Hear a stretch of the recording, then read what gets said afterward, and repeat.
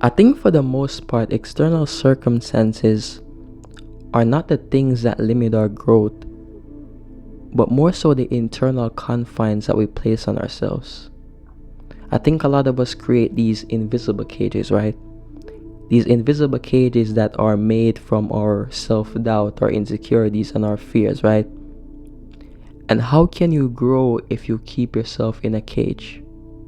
How can you grow if you keep yourself imprisoned? I think most of us, right? Most people go to the world and we sort of blame the outcome on our limitations and external circumstances, right?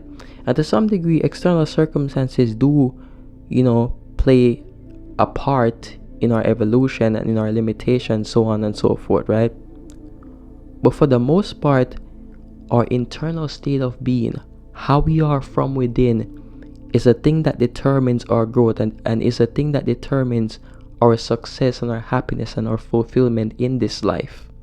And so as long as you keep looking to the external and you keep blaming the external, you never truly take the time to shift your focus from what is out here to what is in here and fix the relationship that you have with yourself. Fix your mindset, fix your state of being, right? You can't. And even if you think about it, let's think about,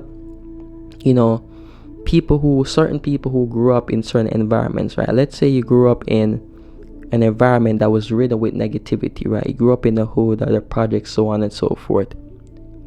If you've cultivated your state of being and your state of mind, and you've elevated your state of mind, then you're capable of overcoming, right? You're capable of rising above any external circumstances. You're capable of rising above your environment.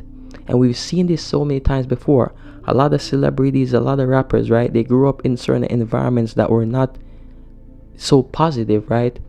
And because they had the mindset of growth, because they had the mindset of elevation, because they allowed themselves to rise above their fears and their limitations, because they freed themselves of the prison, right, that they were brought up in, they were able to rise above their immediate environments and become the person that they want to become.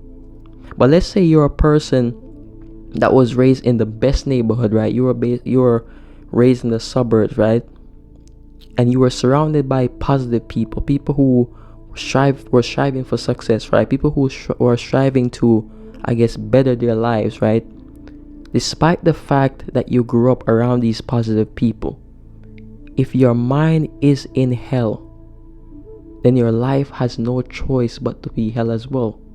And this is what I mean when I say that your internal state of being is much more important than any external circumstance that you find yourself in, right? And so as long as we keep looking to the external, we keep blaming the external world and blaming fate, right? And we don't take the time to, in a sense, shift our focus to within us, right? To what is within us, right?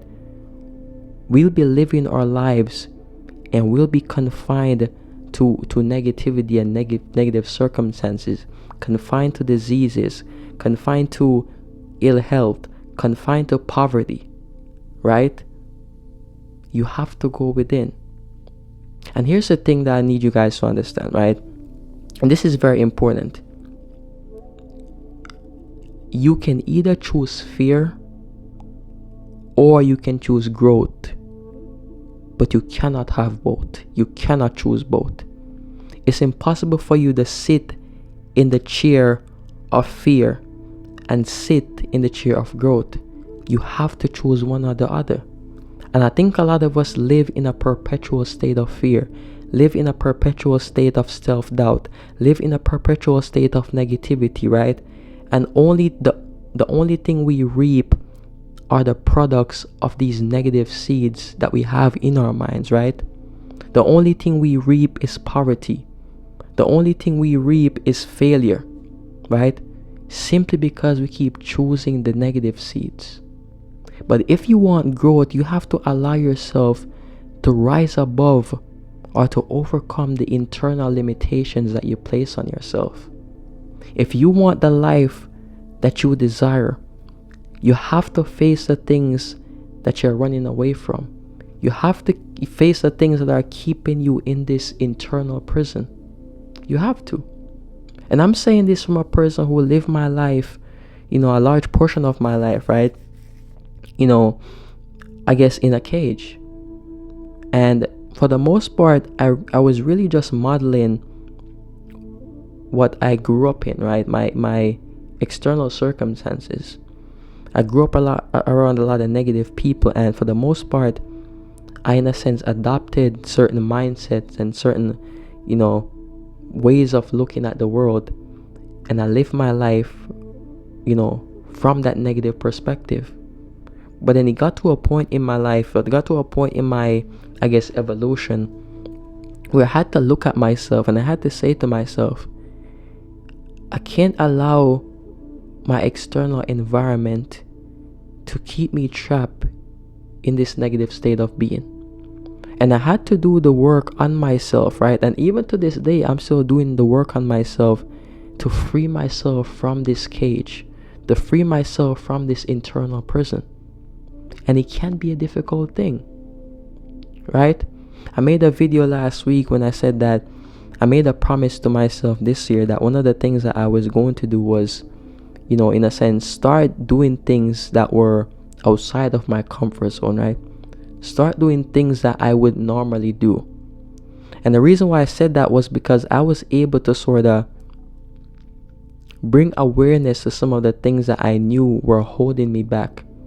And one of the things that was holding me back is I was used to comfort. I didn't like doing things that, in a sense, went against my comfort zone, right? But comfort and growth, they don't go together. In order for you to grow, you have to, in a sense, face the unknown, right? You have to, in a sense, find comfort amongst the discomfort. You have to make discomfort your friend. And that's something that I had to realize myself. Because I think too many of us keep ourselves in these cages, right?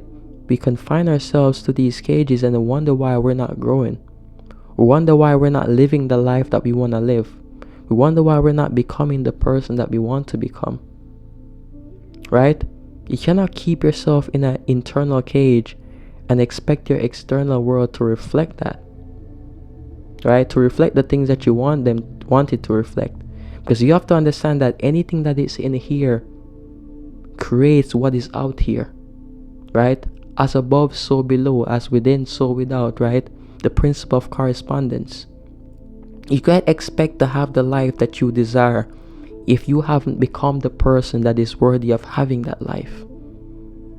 And so not necessarily fixing yourself, right? But removing the barriers, moving the things that are sort of preventing the authentic you, preventing the you that is free, preventing the you that is sovereign from coming out. You have to face those things. And the only way to face those things is to venture into the unknown. Is to face the things that you're running away from. Is to face the things that are not so comfortable. And all great people had to do that, right? If you really think about it, every single person who has come into this world and lived the life that they want to live, right? All the people who have curated and created the life that they want to live, they had to face the unknown. They had to face their fears. They had to face their self-doubt. They had to face their insecurity, right? All great people had to do that. One of my favorite people in history is the Buddha, right? And his intuition was leading him, to leave the confines of his father's home and his father's kingdom and venture into the unknown, right? And he found, I'm sure it was a uncomfortable thing for him to do, right? But he faced the unknown, right? He faced the dark road.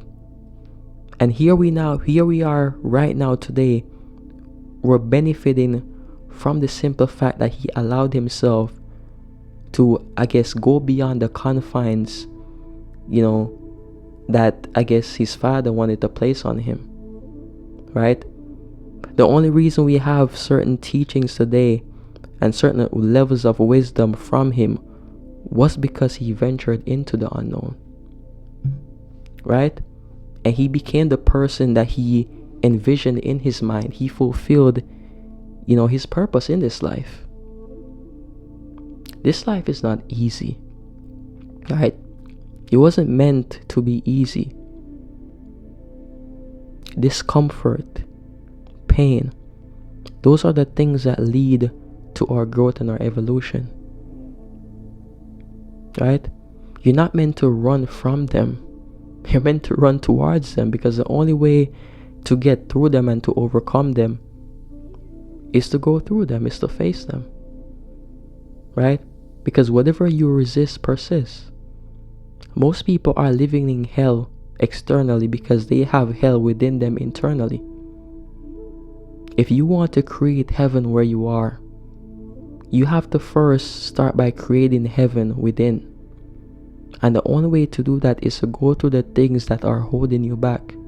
Is to go through the things that you are afraid of doing. Is to go through the uncomfortable and the unknown. Is to free yourself from the cage that you've created within. That truly is the only way. And once again, I'm not saying it's easy. It really isn't. Facing some of the things that were holding me back was uncomfortable.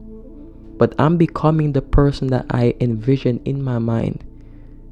Because more and more every day, I'm working on myself. And I'm allowing myself to face the things that have been holding me back. And I have a lot of more growth to do, right? I'm 24 right now. I have a lot of growth to do. I still have a lot of things that I've identified within myself. And I intend on working on those things. But the best part is, and here's a secret, right? Once you've worked to bring awareness to the things that are affecting you, right? I would genuinely say you're 50% along the path of overcoming those things. Because awareness is the biggest catalyst of growth. And once you bring awareness to the things that are affecting you, once you bring awareness to the unconscious things that are sort of running your life and running your mind and running your state of being, then you're halfway to overcoming those things. But in this moment in time, right, you have to free yourself from that cage that you've created. All the things that you desire in this world, they're not going to come from you being confined to that cage. They are going to come from you freeing yourself and facing the things that you're running away from. Facing the things that I guess are uncomfortable, right? That truly is the only way. And you can have the life that you desire. I believe that all of us deserve to have the life that we desire. We didn't come into this world to live in hell. You can create heaven while you are alive right here, in this moment in time. But I really believe that sometimes to create heaven, or should I say all the time, to create the heaven you want, you have to be willing to go through hell. Because heaven, right, is oftentimes on the other side of the hell that we're in. Or joy or happiness or peace is on the other side of our pain. So yeah, thank you guys for watching once again. And like I said, free yourself from those cages, or from the cage that you've created. Free yourself, because that truly is the only way you're gonna live the life that you desire to live and become the person that you desire to become. Peace and blessings.